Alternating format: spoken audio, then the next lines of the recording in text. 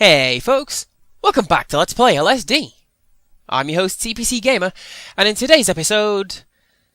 I don't know. I do not know. Depends on what the game wants to throw at me. And I really shouldn't repeat things like that, because I really hate it when I see professional writers doing it. Seth MacFarlane is the worst for that, just repeating dialogue to fill time. It's like, yeah, okay, he fell over and is gasping because it hurt. I get it. Next slide, please. Of course, with that said, how many TV shows and movies have I written and starred in, so... the formula works, you know? I'm gonna see what the blimp feels like doing today. If anything. I mean, ideally, I would head outside and check out the face on the wall. But I am still worried about the grey man spawning in that tunnel. I mean, he's only done it... I think twice during this entire run so far, but that is enough to make me wary and avoid going there. I mean, I'm like that in real life, incidentally. Exceptionally cautious with all things at all times. And the blimp's not going to spawn, so I'm going to run into a bridge. Oh, yeah, and to continue some sort of vague theme I have going on today, I'm going to head sideways. See if that influences the game any. Yeah, it's weird. Been playing a lot of free roaming games lately. Ones where you got multiple ways to get to the same destination. I find that I always bank right. Like, even with the skill tests, where it's equally viable to go left or right, I always go right. I think it's because I'm right-handed. Anyways, I'm going to properly navigate the maze this time. If maze is what you can call a single straight corridor. And I'm going to link with whatever's over here. I think the spawn point for the whale is definitely on the other side of that lake, where I saw it before, and that grey thing there is just a rock. Which is interesting, because, I mean, I'd set it up so the whale could spawn in the distance. Like, you get to see this thing moving in the background, you have to explore to reach it. But, with this game's draw distance being what it is and varying as it does, you'd probably miss it completely. I'm going to try and spawn something spooky. Don't know why, because it seems like a pretty nice version of the Violence District. I mean, not somewhere I take my kids or anything, but that's probably because my kids are fictional, you know? I can't say it's affected them in any way, though. It's... like myself, I am tragically an only twin, but it's not held me back any, you know? And if I make a lot of jokes about children and siblings, it's because I played the Walking Dead game recently. And there's one episode that's really just on the nose about how much Clementine wants a sister. Like, I have two sisters, and I have never heard anyone talk about siblings as much as they do in this episode of the game. And unrelated... never mind. I'm sure I mentioned this before, but apparently if you pause the game as the boat begins to sound its horn, it keeps playing the rest of the bugler sound effects. But it didn't. So on with the game! And I do have to wonder though, is that boat usually down there? It's meant to be off by the docks to, like, camera left as we're looking at it. Whatever, let's see what horrors await us and keep exploring. Yeah, I'm surprised I haven't seen that kicking guy around here as well. Although with that said, I've avoided going down the little corridor where I found him last time, so... maybe he's there and I am refusing to look at him. And frankly, I don't want to think about it too much. I just want to get to the warehouses and explore what's inside them. This is something else I wonder about this game. Do you spawn things by continually observing them? Like, the warehouses might not do anything now, but if I keep looking at them, will they begin to do... whatever it is that they do? Oh, and I hear a chiming noise. That's certainly something new. It indicates that something has changed. Usually bodies spawning. I mean, I see the gunman, but I'm going to keep exploring for now and see what's happened. I wonder, is he aiming at anyone? I mean, I thought the gunner was supposed to be inside looking at a body or something. I mean, he's lined up properly. I guess the game just decided to spawn him however far back from the target. Is he getting closer to the door? No, he isn't. Okay. Let's hope he doesn't start following me around, because that would be pretty bad. Although with that said, I don't think there is anything in this game that follows you around. Doesn't seem like it's the kind of thing that's programmed enough to support chase AI. Good job I linked with that, because now I won't be chased by that guy. That's exactly what I wanted to do. So now I'm going to run off the edge and see if I can make tomorrow a better day. And it's kind of a shame, really, because I liked the look of that overworld. I like any time when this game does really claustrophobically close grey fog like that, because it looks like smoke. Although, I mean, by extension it means that everything is on fire, and in turn makes me worry for my own sanity. Let's push on, how about? Maybe try not to think about how gloriously cathartic it would be to just set stuff on fire with reckless abandon. What is this music? The game's throwing a lot of new and interesting pieces at me lately. What's up with that? And what's the deal with rhetorical questions? I feel like that would be a very good time for a non-joke, but I don't like doing that so much as of late, because a lot of guys I work with, they do it accidentally, and it's kind of sad. Like, you know the joke, statistically speaking, 6 out of 7 dwarves aren't happy? Not the best joke, just dumb wordplay, whatever. Even more odd music, and I've been linked back to the start. Weird. Okay, I'm gonna just keep quiet for a bit and let you hear this one, because this is weird. You hear that? Well, that's barely even music. It sounds like distorted speech or some kind of, I don't know, otherworldly machinery ticking over. It's a pretty short loop, though, so I don't need to cut this one out and give it its own video. Might do it anyways. Anyways, so I tend to tell jokes at work, and a lot of the time they fall flat on their face. Like, I did the bit about the dwarves not being happy, and the response was, why are so many dwarves unhappy? They should do studies or something. I didn't have the heart to explain it.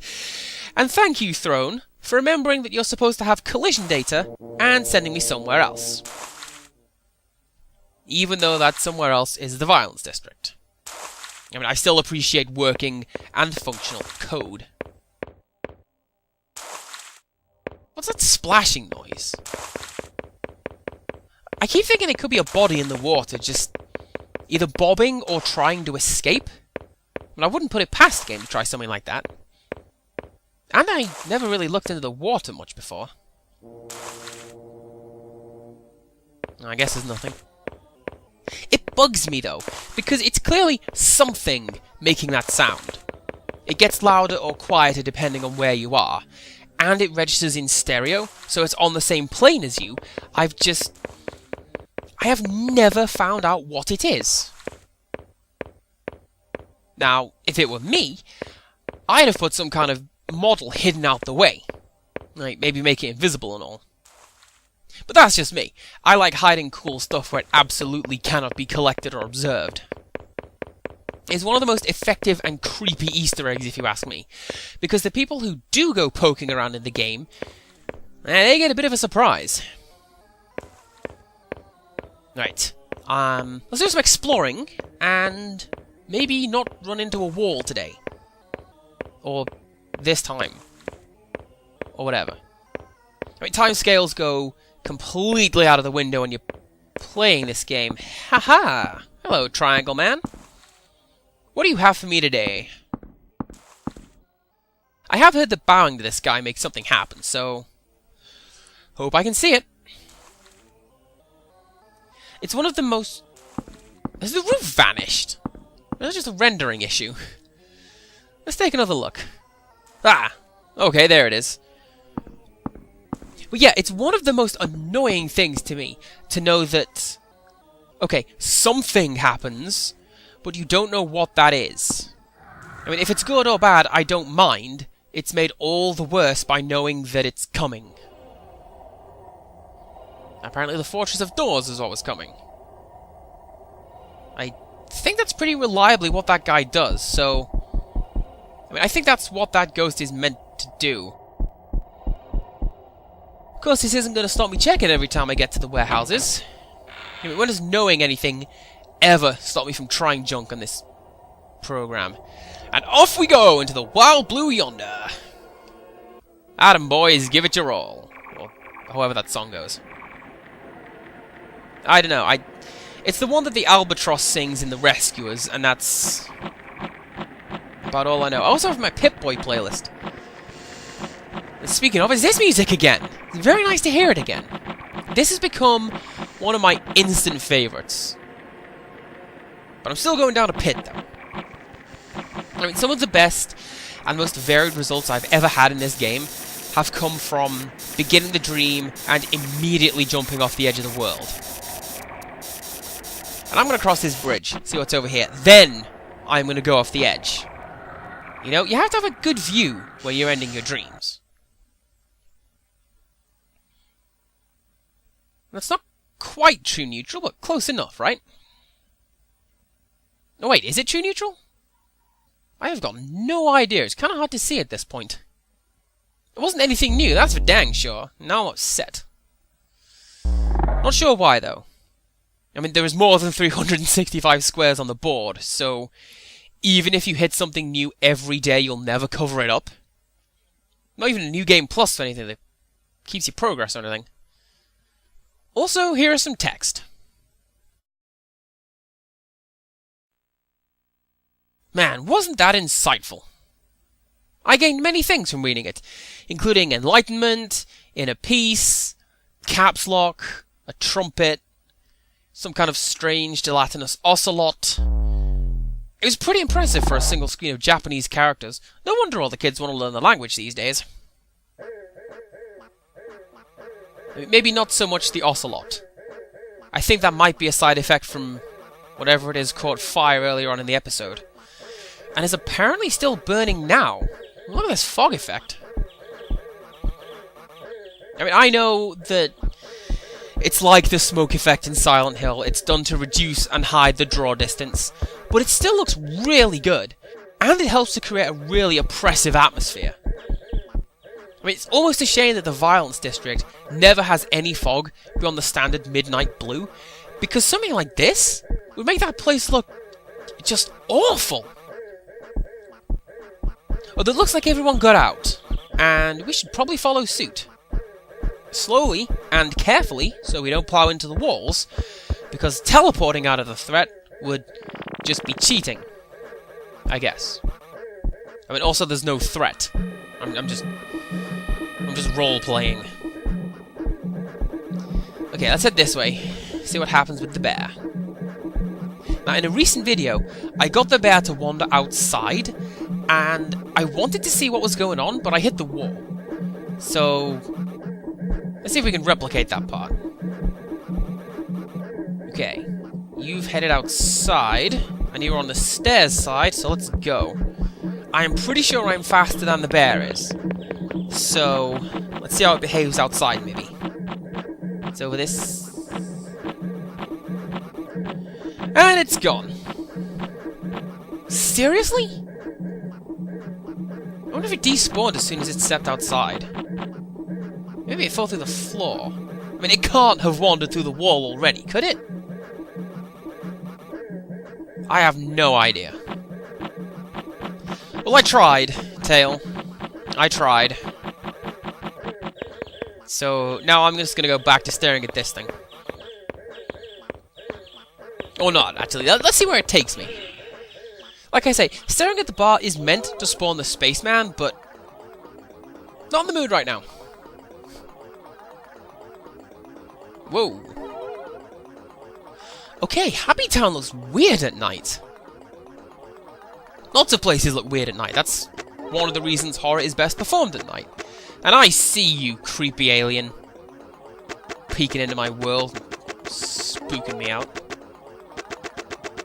And now as I come to think of it, something I haven't seen very often is survival horror set in an office. I mean, Left 4 Dead has, I think, No Mercy, which has a little office environment, but I think it is a severely underutilized thing.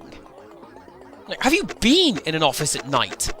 It's a whole other ballgame to what you usually see. I mean, I don't want to be in an office during the day. Like, forget at night with the monsters and stuff. Okay, I think I'm going to head to the castle and see what's going on over here. I haven't done it for a while, and I kind of miss it. And I know the Grey Man likes to spawn in there a lot. And I wonder what happens if the Grey Man wanders into the King or Queen. Or if it's even possible to do that. I mean, it'd take a lot of work with the RNG, because he doesn't always spawn, and they don't always spawn. They don't... I mean, they move around a lot when they do spawn, I should say. Oh yeah, when the Buglers are there, that means that the King and Queen are in. I think I mentioned that already, but... who knows? Now I know for sure that I did. I know I've mentioned before that the game could be a representation of our world from the perspective of somebody viewing it from a distance who doesn't know how it all works. The King and Queen could fit into that because they don't do anything. Like, they dance, but they are otherwise... Wait a second, the backs of these designs are textured. I never knew that. That's such a weird feature to include. Because if you look at it from the front, they're just an untextured model with one colour. I mean, surely it would have made more sense to keep it that way for the whole model. Surely it would have been easier to do it like that for the whole model. Because this way actually requires conscious effort to remove something. Or add something, in this case. But... you know what I mean. I feel like complaining about a Nintendo IP, but... for some reason I can't work out what it is. Now, I have a theory about here. I think that if the game spawns you above the pavement, you step down to the pavement and continue as usual. If you are over a gap in the floor, then you fall through to the floor and into the dream chart. See, I was over the pavement, which is where I ended up when I stepped down. Now, this isn't going to be one of those ones that's particularly easy to test, because the game doesn't spawn me up there very often. Oh, hey, dead body. You're a new one. Is that another one of you in the background? Oh, it looks like. I love how, when I'm referring to inanimate objects, I can still come up with the most ridiculously constructed sentences. Oh, and another one. Looks like our killer has left a trail of destruction across the Violence District. Although this one's in the middle of the road. This could just be a place of... wrong place, wrong time. Except maybe not as victim-blaming-y, you know? Alright, off to the car park to see what the game has in store for me today. I wonder if the hanging bodies will show up now the corpses are in the road. Or not. We'll do that next time, I suppose. So, I'm calling it a video. Join us next time for more LSD, and until next time, goodbye!